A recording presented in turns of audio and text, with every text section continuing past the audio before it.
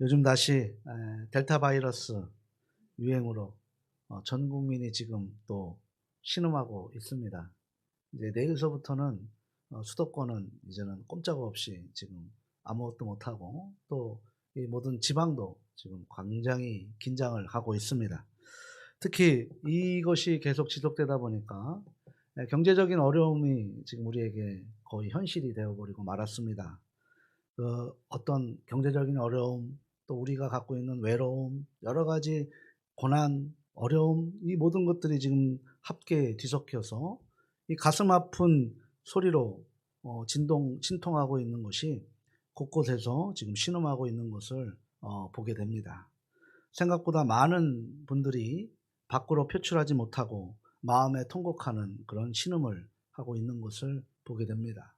또 요즘은 또 코로나 블루라는 또 우리가 우울증을 또 안고 있으면서 여러 가지 어떤 아픔들이 우리에게 다가오고 있기에 더 우리의 인생은 소위 재미가 없는 것 같습니다. 그리고 힘든 것 같습니다. 그 외에 다른 여러 가지 말로도 뼈아픈 눈물을 흘리며 쓰라린 마음으로 지금 곳곳에서 탄식하고 있습니다. 하나님도 이 탄식을 듣고 계시는 줄 믿으시길 바랍니다. 코로나로 인해서 우리 가족들은 오히려 함께하는 시간이 더 많아졌는데, 이 함께하는 시간이 행복해야 되는데 오히려 이게 마음에 상함을 주고 또 상처를 주고 또 상한 심령으로 애절한 상황이 됩니다. 서로 함께 사랑해야 되는 우리들이 서로 사랑하지 못하고 하나 되지 못하고 그리고 서로에게 상처를 주고받는 그런 관계가 되어버리고 말아버렸다라는 것입니다. 너무나 마음이 아픈 것이죠. 하나님 보시기에도 이 마음이 좋지 않을 거라고 말씀을 묵상하면서 계속 제 마음속에 담겨져 있었습니다. 이렇게 하다 보니까 깊고 어두운 밤에 소리 없이 눈물 짓는 분들이 굉장히 많아졌음을 알게 됩니다. 이처럼 우리 주변에는 말도 할 수 없는 가슴 아픈 분들이 지금 많이 있어요. 어떤 분들은 이 맺힌 소리를 슬픈 가슴에 파묻고 깊은 한이 되어서 이것이 병이 되어버리는 분들도 계십니다. 그래서 신음소리마저도 너무나 작게 내지도 못하는 그런 현실 속에 살아가고 있습니다. 그러나 하나님은 우리의 이 한 맺힌 소리에 지금 귀를 기울여 주신다는 것에 우리가 지금의 어려움을 위로받으시기를 바랍니다. 예수님은 가슴에 한이 맺혀 한을 풀어주시기 위해서 이곳에 오신 거예요. 우리를 구원해 주시기 위한 목적은 하나님의 목적이고 우리의 연약한 이 아픈 마음을 우리에게 희망찬 약속을 우리에게 주시기 위해서 이 땅에 오신 줄 믿습니다. 특히 하나님을 울부짖는 기도 소리에 하나님은 굉장히 마음이 약하신 분이에요. 그래서 우리의 부르짖음을 하나님은 그저 외면하지 않으시는 분이신 줄 다시 한번 믿으시기를 바랍니다. 그래서 우리가 가슴 아픈 소리, 마음 아픈 소리, 우리가 울부짖는 소리를 하게 되면 누구보다도 정이 많으신 하나님은 우리의 기도를 단 한 단어도 한 철자도 절대로 허투루 보시지 않는 그런 하늘의 하나님, 사랑의 하나님, 긍휼의 하나님, 그분이 우리 아버지신 줄 다시 한번 믿으시길 바랍니다. 이것이 오늘 말씀의 주안점이고 핵심입니다. 이스라엘 민족은 지난 수세기 동안 바울의 압제로 고달픈 인생을 살아왔습니다. 처음에 그렇게 고달픈 인생을 살지 않았어요. 그러다가 어느 순간서부터 그들에겐 고달픔이 인생이 되어버렸습니다. 온갖 힘든 고역을 시달렸습니다. 특히 히브리 출신 모세를 아들로 키워준 그 왕이 죽자 그 다음에 새롭게 등극한 왕이 이스라엘 민족들을 경계하면서 오히려 그들의 고통은 본격적으로 더욱 악화된 상황으로 전개된 것이 오늘 본문의 시대적 상황적 배경이라고 할 수 있습니다. 왜냐하면 새 왕은 그 모세를 시기했습니다. 그래서 질투했습니다. 경쟁자가 되었던 것이지요. 그 경쟁자가 되어다 보니까 이스라엘 백성들은 더욱더 괴롭힘을 당할 수밖에 없었습니다. 그가 이제 애굽의 통수권자가 되면서 이스라엘을 향한 압제의 강도는 더욱더 잔혹해졌습니다. 이 왕이 바로 애굽 역사상 가장 잔인한 군주였던 아멘호텝 2세라는 그런 왕입니다. 그래서 그가 애굽 제국을 확장하기 위해서 이곳저곳에 수많은 요새를 세웠는데요. 한번 생각해 보십시오. 그 당시 무슨 건설 기구가 있었겠습니까? 뭐가 있었겠습니까? 모든 게 다 인력으로 했던 거예요. 이스라엘 역사를 보더라도 솔로몬이 예루살렘 성전 7년, 자신의 성전 14년에서 20년 동안이나 그 인력을 통해서 힘들게 아름다운 성전을 지었지만, 이제 그 솔로몬이 죽자 르호보암에게 이제 백성들이 찾아가서 이야기하는 것이죠. 백성의 대표 여로보암이 찾아가서 이제 너무나 20년 동안 힘들었으니까 이제 우리를 조금 쉬게 해 주십시오라고 얘기할 때, 원로들은 그렇게 해달라고 얘기했지만 자신의 친구들의, 젊은 친구들의 이야기를 듣고, 너희들이 지금 나한테 항명하느냐, 내가 아버지는 채찍으로 너희를 다스렸지만 나는 너희를 정갈 채찍으로 더 심하게 다스릴 것이다 라고 이야기하는 그 이야기 때문에 분열 왕국이 생기는 안타까운 이스라엘 역사를 우리는 알게 된 것입니다. 마찬가지죠. 이들에게는 이 수많은 요새들을 건축하기 위해서는 이스라엘 민족들이 너무나 힘든 고역을 치렀습니다. 거기에 더욱더 지푸라기도 주지 않으면서 생산력, 벽돌을 더 만들라고 너무나 증대시키며, 그것이 안 됐을 때는 수많은 매질과 그리고 음식도 주지 않는 그런 극악한 상황으로 몰고 가게 했던 그런 아멘호텝 2세의 그런 잔혹사가 바로 지금 오늘 본문의 시대적 배경이라고 할 수 있습니다. 하루하루 일은 더욱더 힘들어 갑니다. 고통이 연속입니다. 자고 일어나는데 또 고통이 다가온다라는 그 사실, 요즘 우리는 뼈저리게 느낄 것입니다. 자고 일어나서 변하는 것이 없습니다. 오히려 더 환경이 나빠집니다. 우리의 사람들은 더욱더 여유가 없습니다. 그래서 서로가 서로를 이해할 수 있는 마음이 점점 없어집니다. 그러다 보니 우리들이 서로에게 상처를 주고 마는 그런 일들이 계속 연속이 되고 말아버립니다. 이 안에 어떻게 행복이 있겠습니까? 이 안에 어떻게 기쁨이 있겠습니까? 주님 안에서 항상 기뻐하는 것이 하나님이 우리에게 주신 하나님의 뜻이라고 이야기하는데, 우리가 주님 안에 살면서도 그런 기쁨을 누리지 못하는 현실이 하나님 보시기에 너무나 안타까워 하고 계신다는 사실을 오늘 이 말씀을 통해서 다시 한번 하나님의 마음을 알 수 있기를 소망합니다. 그래서 이런 처절한 상황에서 이스라엘 백성들은 고센 땅에서 풍요롭게 살 때, 아무런 걱정 없이 살 때, 그때는 그렇게 부르짖지 않았던 하나님을 이제는 그 아브라함의 하나님, 이삭의 하나님, 야곱의 하나님을 생각하며 그 하나님을 부르짖고 마지막에 그 하나님을 찾게 되는 그런 현실로 다가온 것이지요. 그래서 하나님을 향해 신음하는 소리를 절규하며 자신들의 애환을 그렇게 부르짖게 시작합니다. 여기서 오늘 본문에 부르짖는다라는 이 히브리어 단어는 짜크라는 단어인데요. 이 짜크라는 단어의 원어적 의미가 무엇이냐면 막다른 상황에 부딪혀서 영혼의 절규한다라는 거예요.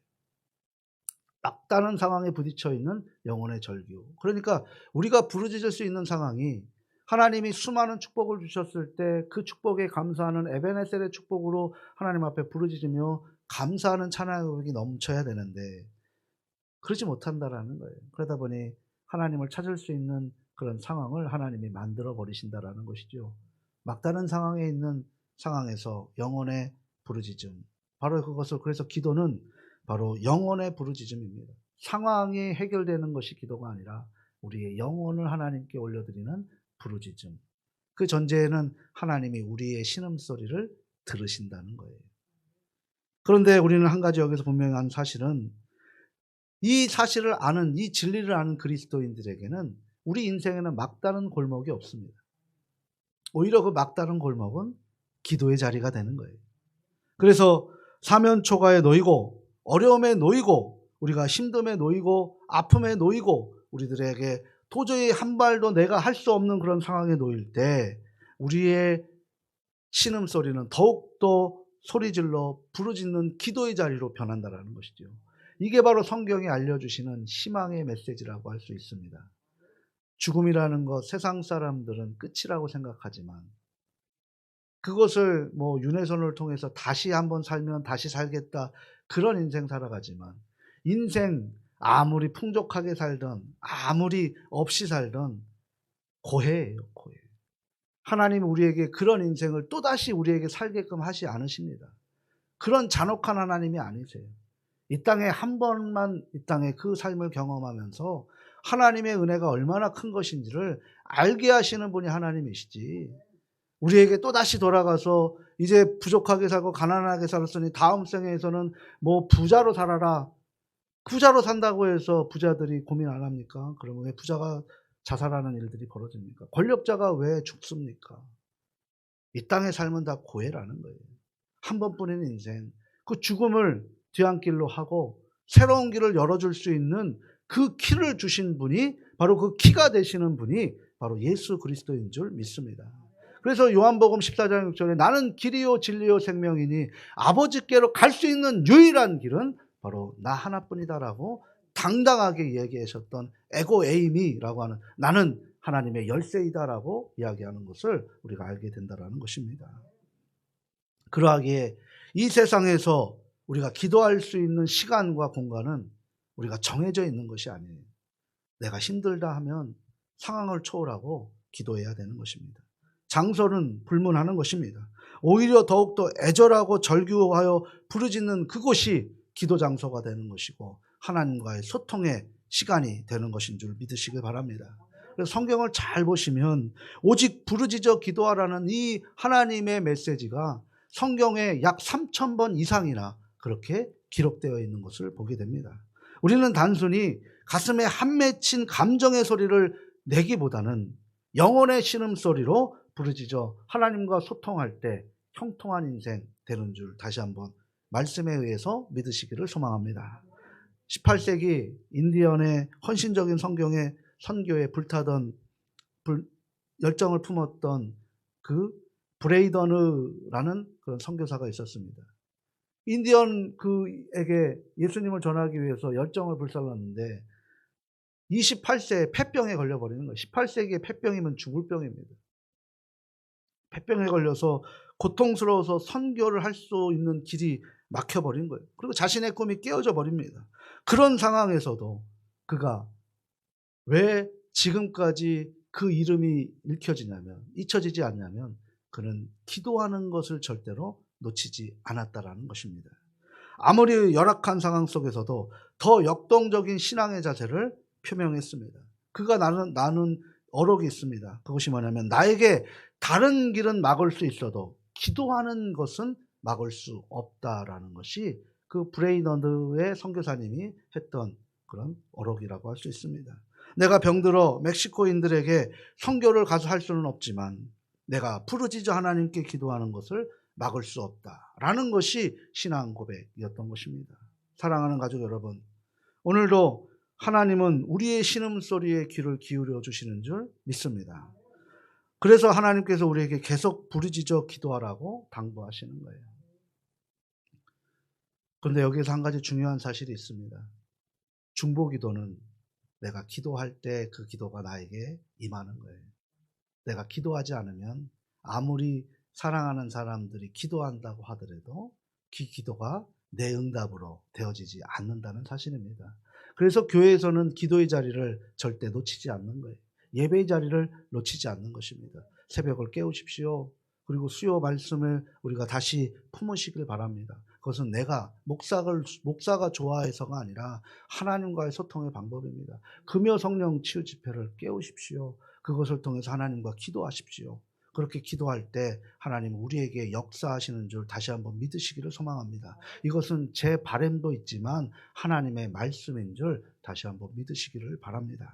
그래서 우리가 하나님의 자녀는 결코 하나님께서는 외면하지 않으신다는 거예요. 그러므로 하나님을 부르짖어 간구하는 자녀에게는 크고 놀라운 일이 이루어지시겠다고 하나님은 곳곳에서 약속을 해주셨는데요. 그것을 한번 세 구절만 한번 찾아보겠습니다. 우리 출애굽기 22장 23절 말씀입니다. 함께 합니다.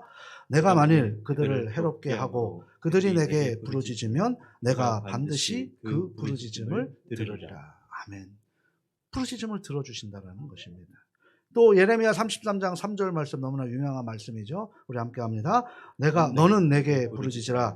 내가 내게 응답하겠고 내가 알지 못하는 크고 은밀한 일을 내게 보이리라. 크고 은밀한 일을 부르짖을 때 보인다라고 이야기합니다.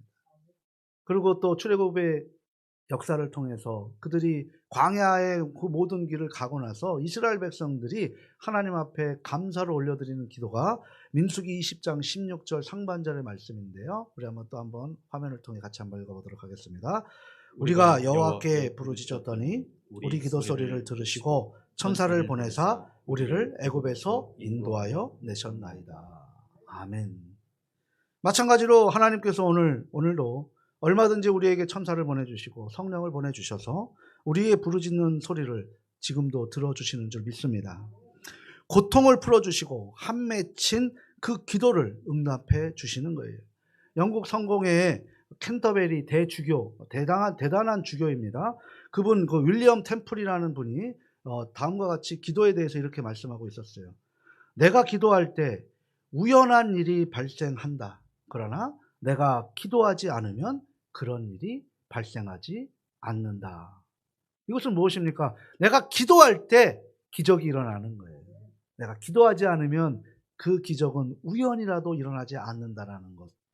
바로 그것을 캔터베리 대주교인 윌리엄 템플이 이야기하고 있었습니다.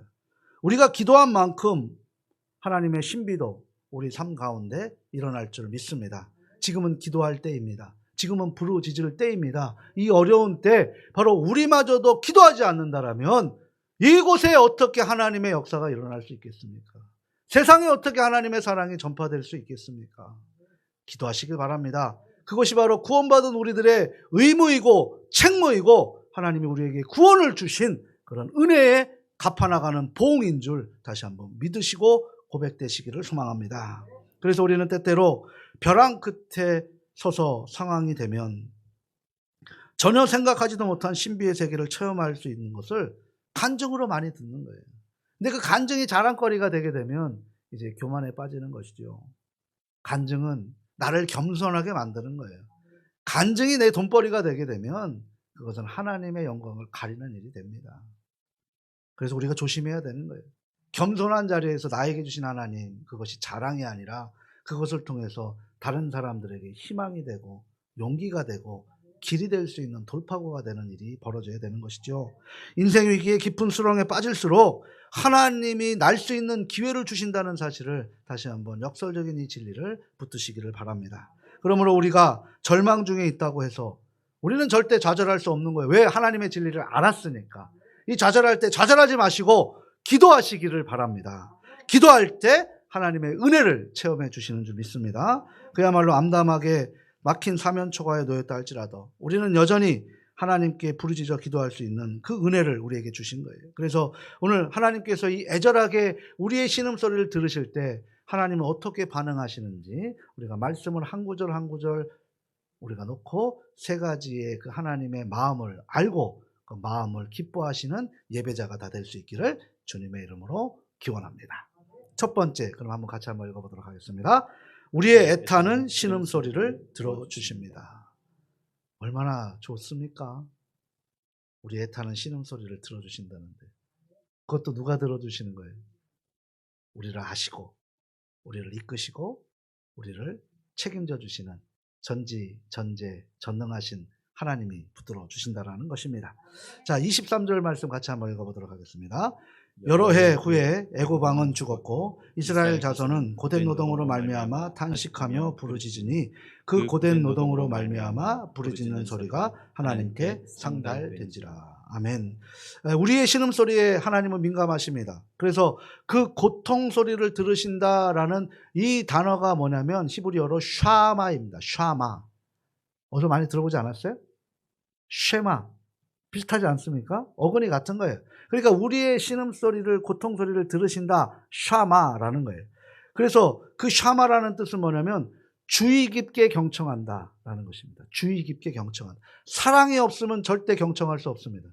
엄마가 1km 전에 1km 저 멀리 있는 자녀의 음성을 들을 수 있는 것은 사랑이 있기 때문에 그 세미한 음성까지도 주의 경청한다라는 거예요. 주의 깊게 듣는다라는 것이죠. 이게 샤마입니다.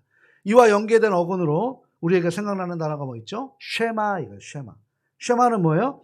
아랫사람이 윗사람의 말씀에 귀를 기울여 듣는다. 그러면 이 두 가지를 한번 연결해 볼까요? 샤마 뭡니까? 하나님이 우리의 신음소리를 들으신대요. 우리 기도하니까. 그죠? 그럼 하나님의 응답은 뭐예요? 쉐마. 바로 하나님이 그 부르짖음에 응답하시는 말씀. 이게 성경 말씀이에요. 그러니까 우리의 말씀은 어디서 찾아야 돼요? 우리의 응답은 어디서 찾아야 돼요? 말씀에서 찾아야 돼요. 그래서 그 복 있는 사람, 아실의 하위 시라고 이야기하는 시편 1편의 첫 소절, 나는 복 있는 사람이로다 라고 선포하는 거예요. 그 복이 어떤 복입니까? 주야로 말씀을 묵상하는 사람. 주야로 말씀을 묵상하는 사람은 하나님의 세미한 음성을 듣고 그 말씀을 우리가 이야기하는 거예요. 성경 공부 게으리 하지 마십시오. 말씀 묵상하는 것, 그게 복 받는 길입니다. 그 복을 통해 하나님의 은혜가 넘치는 줄 믿습니다. 자, 그러면 바로 이것을 통해서 하나님이 당신의 자녀들의 탄식 소리와 신음 소리에 귀를 기울이고 세심하게 들어주신다고 했어요. 마치 엄마가 한밤중에 깊은 잠이 들어도 아기의 작은 신음 소리, 그 움직임 소리도 민감하게 반응하는 거예요. 제 딸이 제 옆에 자는데 제 딸이 아팠는지 안 아팠는지 저는 모르더라고요. 근데 거실에 자는 우리 아내는 귀를 기울이고 있어요. 참 아빠들 다른 아빠들이 다 그런 게 아니라 이 아빠는 하여튼 참 무지한 아빠입니다. 하나님은 그런데 엄마의 마음속에 엄마의 습성이 갖고 계신다는 거예요. 그래서 우리의 시름소리를 들으시고 내가 부르짖음을 반드시 들으리라고 확인해 주십니다. 출애굽기 3장 7절 말씀 같이 한번 읽어보도록 하겠습니다.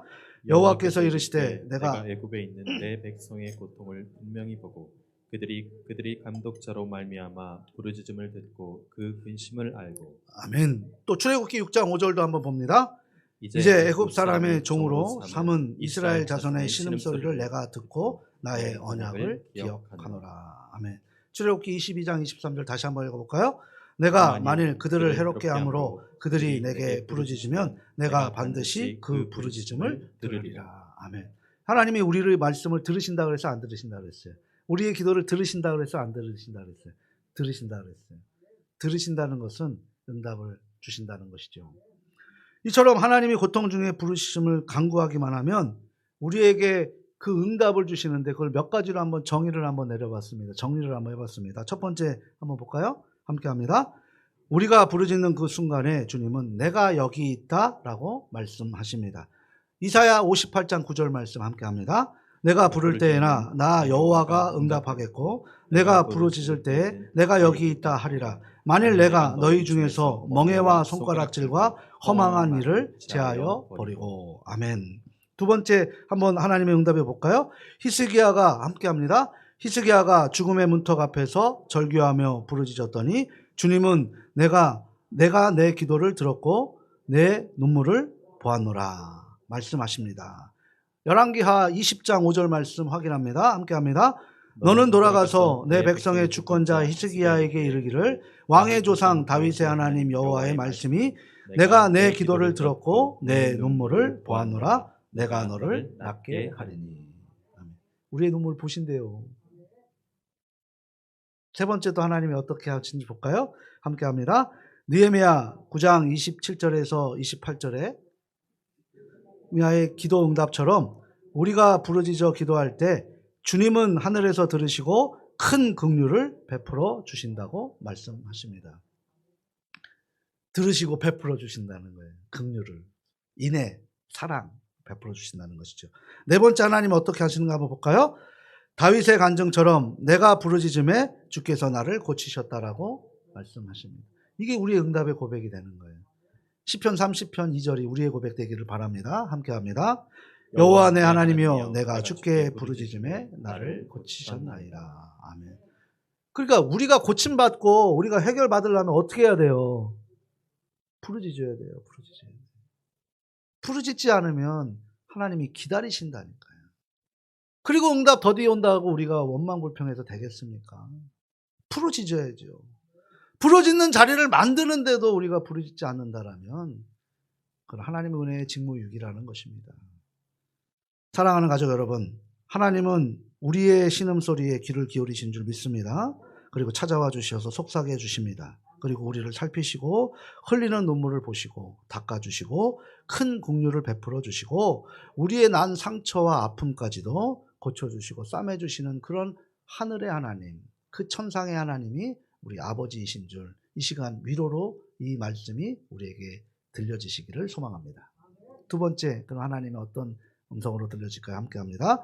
고통 중에 신음하고 있는 우리에게 세워주신 언약을 기억나게 해주십니다. 오늘 25절 말씀, 24절 말씀 같이 함께 합니다. 하나님이 그들의 고통 소리를 들으시고 하나님이 아브라함과 이삭과 야곱에게 세운 그 언약을 기억하사. 아멘. 오늘 본문이 이 부분을 강조하고 있는데요. 이스라엘 백성들이 고통 중에 있을 때 신음하고 부르짖었더니 하나님이 주신 응답이 뭐냐면 언약을, 영원한 언약을 기억나게 한다는 거예요. 우리가 가장 하나님의 주신 은혜가 무엇입니까? 내가 고통의 자리, 지옥의 자리인데 하나님이 응답 주셔서 너는 천국 백성이야, 내 자녀야, 내가 너와 함께 할 것이야 라고 고백하는 것이 다윗의 고백 아니에요? 내가 사망의 음침한 골짜기를 다닐지라도 주의 지팡이와 막대기가 나를 안위하시나이다. 이게 바로 우리의 고백이라는 것이죠. 그래서 이 은혜를 베풀어 주시는 거예요. 이 고백은 창세기 17장에 아브라함과 세운 축복의 언약을 가장 힘든 순간에 기억나게 하시는 거예요. 이 아브라함의 축복의 그 약속은 우리에게도 이어지는 줄 믿습니다. 왜? 우리가 아브라함이 우리의 조상이기 때문입니다. 창세기 26장 24절에 이삭에게 번성의 복을 약속하신 내용도 우리에게 주신 줄 믿습니다. 그리고 창세기 28장 13절에 야곱에게 가나안 땅을 주시겠다고 그 언약하시는 사실도 기억나게 해주시는 거예요. 그러면서 희망을 붙들게 하는 것이죠. 이렇게 하나님은 기도하는 사람에게 축복을 기억나게 하시는 거예요. 내가 너를 어떻게 구했느냐, 내가 너를 어떻게 살렸느냐, 내가 너를 어떻게 만들었느냐라고 기억나게 만드시는 것입니다. 반대로 우리의 죄와 허물은 절대 다 기억나게 하지 않으시고 덮어버리시는 거예요. 그리고 우리를 향한 약속은 추천문대로 우리에게 영원히 이루어 주실 거라고 희망으로 우리에게 전달해 주시는 하나님의 이 사랑을 우리가 붙드시길 바랍니다. 수차례 강조하시는데요. 한번 볼까요? 출애굽기 6장 5절 다시 한번 봅니다. 이제 애굽 사람의 종으로 삼은 이스라엘 자손의 신음소리를 내가 듣고 나의 언약을 기억하노라. 아멘. 시편 25편 7절 말씀도 한번 확인합니다. 여호와여, 내 젊은 시절에 죄와 허물을 기억하지 마시고 주의 인자하심을 따라 주께서 나를 기억하시되 주의 선하심으로 하옵소서. 아멘. 또 누가복음 1장 25절에 보면 우리의 고난과 고통을 기억하시고 인자하심과 긍휼과 은총을 기억나게 하신다는 거예요. 또 특별히 시편 103편 14절에 보게 되면 우리의 체질을 아시고 먼지와 같은 연약한 자임을 기억하시면서 우리의 작은 선행이나 구제, 헌신, 봉사, 수고 하나님은 절대 잊지 아니하시고 기억하신다는 거예요. 우리가 누구에게 기억받기를 원하십니까? 세상 사람들입니까? 아니면 하나님이십니까? 하나님이 기억해 주신대요. 이게 얼마나 큰 은혜입니까? 우리의 신락 같은 기도에서 하나님이 생명의 밧줄을, 이만한 굵고 끊어지지 않는 밧줄을 내려주신다고 이야기합니다. 혹시 지금 우리 가족들 중에 영적 침체와 삶의 어려움으로 겪고 계시는 분이 있다면 이를 극복하기 위해서 하나님의 성품을 제가 지금 정리해 드릴 테니까 한번 이것을 붙드시길 바랍니다. 첫 번째, 하나님께서 당신의 솔직한 감정을 토설하십시오. 하나님은 있는 그대로 토설하는 기도를 좋아하십니다. 두 번째, 하나님이 어떤 분이신지 초점을 맞추어 생각하십시오. 하나님은 변함없이 나를 사랑하시고 나와 함께 하시는 분이십니다. 나의 삶에 멋진 계획을 갖고 계십니다. 셋째, 하나님은 약속을 지키시는 분이심을 의심하지 말고 믿으십시오. 넷째, 하나님이 이미 우리를 위해 하신 일들을 기억하십시오. 이 하나님의 성품을 의지하셔서 오늘도 나를 잊지 않으시고 기억하시는 하나님의 은혜에 우리가 감복하시고 다시 힘을 내시길 바랍니다. 하나님이 우리의 가슴 아픈 신음소리에 모든 것을 기억하시고 찾아와 주셔서 우리를 구원해 주시고 우리를 천국으로 인도해 주시는 줄 믿으시고 우리가 더 힘을 내시기를 소망합니다. 세 번째, 그럼 하나님은 어떤 마음으로 우리에게 찾아와 주십니까? 함께 합니다. 우리를 자상한 마음으로 끝까지 돌봐 주십니다. 오늘 본문 25절 말씀 함께 하시겠습니다. 하나님이 이스라엘 자손을 돌보셨고 하나님이 그들을 기억하셨더라. 아멘. 하나님이 고통과 고난으로 신음하며 부르짖는 자들에게 반드시 돌봐주신다고 이야기합니다. 오늘 25절에 깊은 관심으로 속사정을 하시고 보살펴 주신다라는 것은 자상한 돌보심인데요. 이 돌봐주신다라는 이 마음은 엄마가 아이를 위해서 위험을 무릅쓰고 죽음으로 먼저 아이를 구해내는 그런 돌봄, 바로 그런 자상한 돌보심이라고 할 수 있습니다. 바로 우리가 신음하며 기도하는 우리들을 이렇게 민첩하고 섬세하게 돌봐주십니다. 그래서 이스라엘 백성들은 나중에 민수기 20장 16절 이렇게 아까 우리가 함께 했던 것 그렇게 간증을 하는 거예요. 우리도 이 간증이 우리의 하나님 앞에 감사의 고백이 됐으면 좋겠습니다. 그런 의미로 다시 한번 민수기 20장 16절 상반절 말씀 함께 합니다. 우리가 여호와께 부르짖었더니 우리 소리를 들으시고 천사를 보내사 우리를 애굽에서 인도하여 내셨나이다. 아멘. 우리의 신음소리를 언제나 들으시고 찾아와 주신다라는 거예요. 신약 성경의 복음서를 보게 되면 예수님께서 특별히 아프고 힘들고 귀신 들리고 고통에 처해 있고 외면받는 사람들에게 찾아오셔서 그들에게 따뜻하게 그리고 자상하게 돌봐주신 기적의 이야기가 복음서 아니겠습니까? 예수님은 칠흑같이 한밤중에서도 갈릴리 호수 한복판에서 풍랑에서 시달려하는 제자들에게 너무나 섬세하게 돌보고 있는 거예요. 우리가 오늘 함께 찬양할 찬양이 390장인데 그 후렴구가 이렇게 되는 거예요. 주날 항상 돌보시고 날 친히 거느리시네. 이것이 우리의 고백이 될 수 있기를 변합니다. 독일 속담에 이런 속담이 있어요. 당신이 기도하기 위해 손을 모으면 하나님께서는 우리에게 복을 주시기 위해서 손을 펴신다 라고 하는 거예요. 복 받길 원하십니까? 기도하십시오. 부르짖으십시오. 그럴 때 우리의 인생의 보호자는 우리에게 5분 대기조가 아니라 1초 대기조로 우리와 함께 하시는 임마누엘의 하나님인 줄 믿습니다. 그래서 한 신학자는 이렇게 얘기합니다. 하나님의 돌보심을 이렇게 단계적으로 얘기하는데요. 구약에서 하나님이 우리를 위하시는 시대, God for us, 우리를 위하시는 하나님이라고 할 수 있습니다. 신약에서는 예수님이 우리와 함께 하시는 존재, God with us, 우리와 함께 하시는 하나님이라고 할 수 있습니다. 지금 성령께서 지금 성령 시대를 우리가 살아가고 있는 이 시대는 God in us, 하나님 안에 있는 우리 안에 있는 하나님. 바로 이런 모습을 통해서 시대를 구분하고 우리를 처음서부터 끝까지 영원토록 돌봐주고 계십니다. 특히 성령님은 지금도 우리의 신음소리 때문에 우리 안에 탄식하며 도와주고 계십니다. 그래서 이미 출애굽기 4장 31절에 보게 되면 고난을 살피시는 하나님, 즉 감찰하시는 하나님, 이것을 굽어 살피시는 하나님으로 소개하고 있는 거예요. 내가 억울한 상황에 그리고 처지에 어려운 처지에 있을수록 주님은 더욱더 우리에게 자상하게 우리를 감찰하시고 우리를 굽어 살피시는 하나님. 지금 우리 가족들 어떤 고통으로 가슴에 신음소리를 하며 하나님께 부르짖고 계십니까? 하나님은 나의 신음소리를 지금도 듣고 계신다는 거예요. 그리고 하나님은 결코 잊지 않으시고 기억하시고 우리가 절대절명의 위기 순간 속을 당하다 할지라도 한순간도 우리를 떠나지 않으시고 어머니처럼 본능적으로 바로 나를 위해서 모든 것을 다 내어주시는 그 하나님이 우리 아버지시고 우리의 창조주시고 우리를 이끌어 가시는 인도자이신 줄 믿으시기를 소망합니다.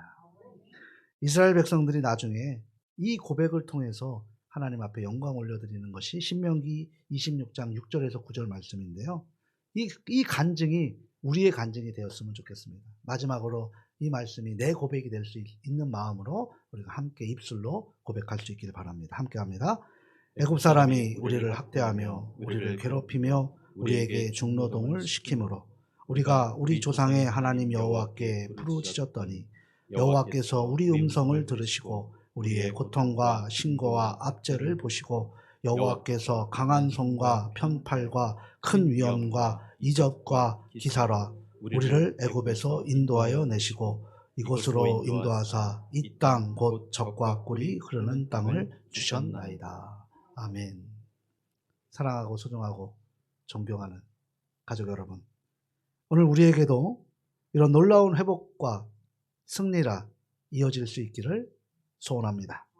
슬픔이 주님을 만나서 기쁨이 되고 내 안에 화가 성령 때문에 복이 되고 내 불행한 인생이 주님을 만나서 행복한 인생으로 이끌어내는 것이고, 이 고난이 오히려 하나님 앞에서 하나님 나라에서는 의의 면류관이 되고, 그리고 불황이 호황으로, 그리고 적자 인생이 흑자 인생으로, 그리고 약한 내가 주님과 함께 강한 존재로 사단도 일곱 길로 물러가는 그런 놀라운 하나님의 자녀 그리스도인들이 다 될 수 있기를 주님의 이름으로 축원합니다. 오늘 이 시간 말씀에 의지해서 함께 기도했으면 좋겠습니다. 하나님, 우리의 신음소리를 들으신대요. 얼마나 기쁩니까? 저는 이것이 저에게 얼마나 큰 위로가 되는지 모릅니다. 하나님, 어떻게 해야 돼요? 하나님, 제가 할 수 있는 게 아무것도 없습니다. 하나님, 그런데 나를 왜 이곳에 보내셨습니까? 그런데 하나님 오늘 응답 주신 거예요. 우리를 이곳에 보내신 이유가 무엇일까요? 내가 안다. 내 아들아, 내 딸아, 내가 알아. 그리고 네 마음을 알아. 나만 믿어라. 나만 의지해라. 그러면 된단다. 라고 하는 신명기 26장 6절에서 9절의 이 고백이 우리의 고백 될 수 있게 해달라고 우리 주님 간절히 한번 부르며 함께 기도하며 또 힘차게 주님을 의지하며 나아가길 바랍니다. 함께 기도합니다.